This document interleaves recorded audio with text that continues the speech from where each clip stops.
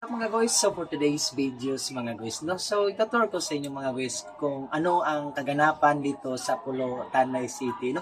So tara, samahan niyo ako dito.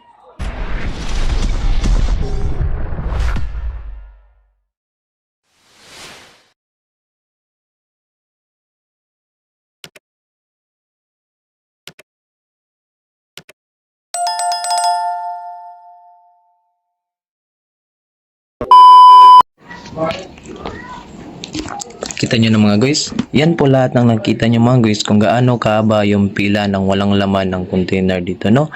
So watch and learn. So ito po yung problema namin dito araw-araw mga guys. Buhay walang tubig. Kayod sa umaga, igib sa gabi. Yan po lahat ng walang laman ng tubig mga guys, no? So nakikita nyo ba, nakita ko mga guys? Tingnan nyo si tatay mga guys. Naglalagas ang kanyang buhok sa kakahintay ng tubig, no? Kita nyo na mga guys kung gaano kahaba yung video ko mga guys. Gaano din kahaba at kadami ng walang laman ng tubig dito, no? Shoutout na naman dyan sa kaibigan ni Agan. Shoutout na naman dyan kay Abet. Alright.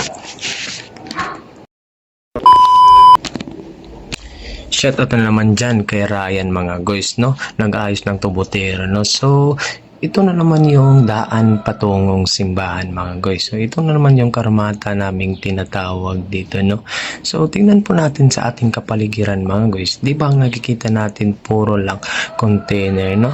So, ito yung pinakamalaking problema namin dito sa Barangay Pulo mga guys. Lahat po kami dito mga guys, kayod ng kayod mga guys. Kasi kung hindi po kami mag-igib ng tubig, wala po kaming magamit pang araw-araw. Una, panglaba, panghugas ng pinggan, pangligo, pangsabaw ng kaldero. Shoutout na naman dyan kay tatay mga guys. Alright.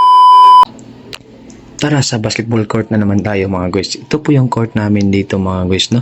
Kahit pumunta pa kayo dito mga guys, ang ating magkita mga guys, karmata at container lang po, no? So tingnan natin ang maayos mga guys, no? Nakabandol naman yung container, no?